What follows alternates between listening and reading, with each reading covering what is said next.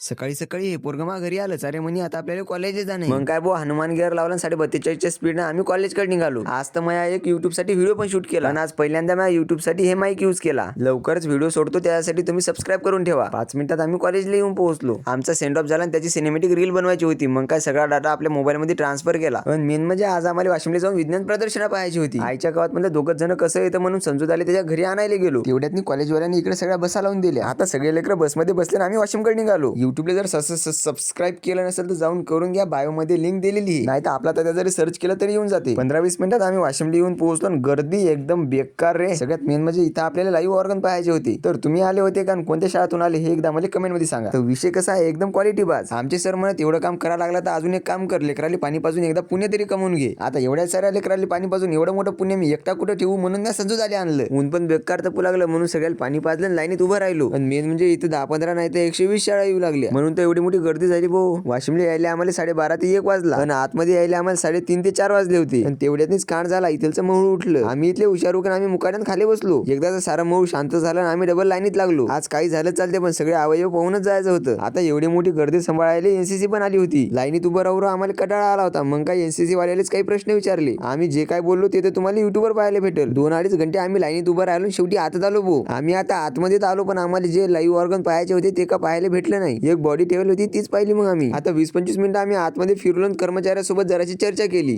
आणि शेवटी सरकतीर बाहेर आलो. सकाळपासून लय मूड ऑफ झाला होता. मग सरकतीर बस आलो. अरे बेकार लय मूड ऑफ झाला रे बुवा. तिच्या आईला जे पाहायचं होतं ते का पाहायला भेटलं नाही. आमची चांगली जिरली. चला पब्लिक याच्यासाठी एवढंच आमची चांगली जिरली. आता आम्ही जातो घरी. तुम्ही जर अकाउंटवर नवीन असाल तर फॉलो करून घ्या.